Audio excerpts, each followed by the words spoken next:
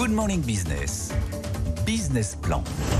Bon, c'est pas forcément la matinale des super bonnes nouvelles aujourd'hui. Il y a beaucoup de secteurs économiques qui s'ouvrent. On parlait du textile, on va parler des photovoltaïques, des panneaux solaires. On fait tout pour que notre industrie se relance. L'objectif européen est ambitieux.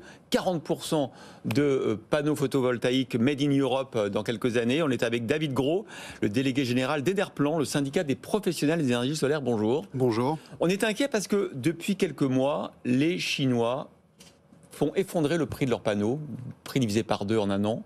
Est-ce que c'est du dumping selon vous ? Alors, c'est ce que doit établir justement la Commission européenne. Il y a une enquête qui est demandée, il y a la sonnette d'alarme qui est tirée par les manufacturiers européens. Ça ne vous a pas échappé, je crois que ça a été rappelé dans votre journal tout à l'heure. Effectivement, on a une question aujourd'hui à laquelle la Commission européenne doit répondre, c'est est-ce que le tarif auquel sont vendus aujourd'hui les panneaux importés en Europe est le bon ?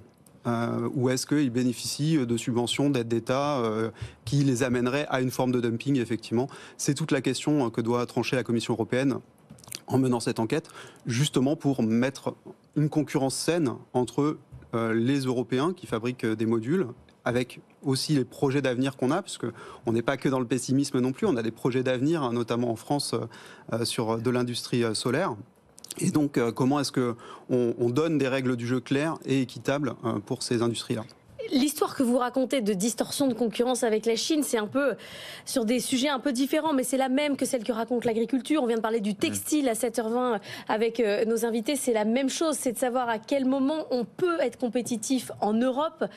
Est-ce que c'est vraiment possible ? Là, on s'est lancé un objectif européen de 40% de panneaux solaires produits sur le territoire européen. Est-ce que franchement, on va y arriver ? Est-ce que ça a même un sens d'avoir cet objectif ? Alors, ça a un sens, oui, ça a un sens dans la mesure où on a décidé en 2022 en Europe que c'était un secteur stratégique. Et donc, que comme pour d'autres industries, on a besoin de relocaliser, on a besoin de résilience sur le territoire européen et de pouvoir au moins assurer une grande partie, et c'est l'objectif des 40% que vous évoquiez tout à l'heure, une grande partie de notre approvisionnement qui soit fait en Europe, qui soit fait en France notamment. Et on a 2 projets importants en France, Carbone à Fos-sur-Mer et Holosolis en Moselle. Ouais. Avec 2 gigafactories. Et je pense que c'est ce qu'ont compris les Chinois il y a déjà 10 ans, c'est que le solaire, c'est une affaire de grande échelle. Et on est resté en Europe sur des modèles de petite échelle. La Chine a investi beaucoup en 10 ans, ils ont mis 50 milliards d'euros sur la table. Aujourd'hui, ils sont plutôt dans une phase de surproduction, ce qui amène aussi à ces bas prix. Il y a une concurrence entre ces entreprises qui se répercute ici. Est-ce que vous avez l'impression que cette fois-ci, on peut y arriver ? Parce qu'il y a 20 ans, il y avait eu le même débat sur les panneaux photovoltaïques. On avait finalement pris des décisions de barrières à l'entrée avec des prix minimums, mais qui sont arrivées trop tard. L'industrie s'était effondrée. Est-ce que là, cette fois-ci, quand on voit les chiffres sur le marché mondial de 510 gigawatts installés en 2023, les Chinois en ont 217. Est-ce qu'on peut encore effectivement éviter le déferlement de panneaux voltaïques en Europe sur nos nouveaux projets, parce qu'on va installer du photovoltaïque en Europe. Alors c'est la première chose effectivement, c'est qu'on va installer du photovoltaïque en France, on va installer du photovoltaïque en Europe.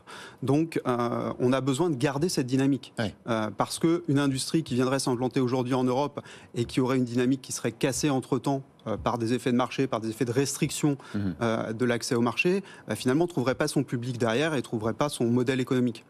Donc on a besoin de poursuivre des importations. Et d'ailleurs, c'est ce que dit la Commission européenne aujourd'hui. Elle dit l'objectif, c'est 40% de panneaux européens, c'est pas de l'autarcie. Vous voulez pas faire comme les États-Unis ou l'Inde, qu'on dit nous, on ferme le marché.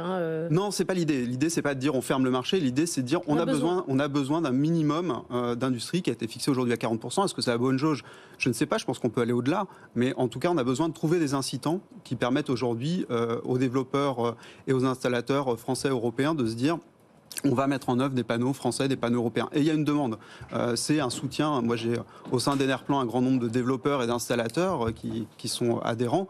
Eux, ils souhaitent aussi pouvoir installer des panneaux européens. La question aujourd'hui, c'est on n'est pas à l'échelle. On a un peu moins d'1 gigawatt qui est produit sur le territoire français aujourd'hui, alors qu'on en installe 3. Donc on voit qu'on a encore besoin d'importer.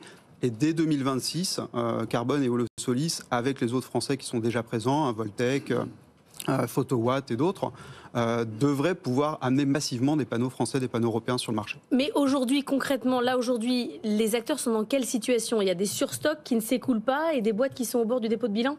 Alors, il y a des surstocks qui ne s'écoulent pas chez les acteurs européens, il y a des surstocks qui ne s'écoulent pas chez les acteurs chinois. Ouais.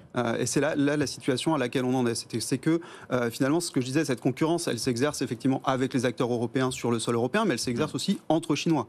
Vous avez rappelé le chiffre tout à l'heure, hein, le marché chinois, c'est plus de 200 gigawatts installés, quand en France, on a fait 3,5 à peu près l'année passée. Donc, et en Europe, 56. Mais c'est-à-dire Et en qu'il n'y a Europe, pas assez de 56. demande quand même, c'est-à-dire qu'il y a un problème de demande. Ça veut dire que la demande, elle est en croissance, effectivement, mais que la Chine est en surproduction aujourd'hui. La Chine est en surproduction et du coup, ces panneaux arrivent à prix cassé. Bon, c'est pas la meilleure équation. Hein. Non. C'est pas la meilleure équation. C'est effectivement pas la meilleure équation, mais bon. Vous attendez donc la réponse de la Commission européenne. Ça devait se faire hier. Je vais vous dire si oui ou non ils faisaient une enquête. Là, on attend clairement. On attend effectivement, et on pense que, comme sur d'autres secteurs, hein, notamment de l'énergie, les batteries ou autres, Il y aura une enquête. Il y aura une enquête parce qu'il y a un besoin de clarifier les choses et d'avoir cette concurrence saine entre les acteurs. Le problème, c'est toujours une question de timing avec l'Europe. Merci beaucoup, Exactement. David Gros, délégué général d'Enerplan.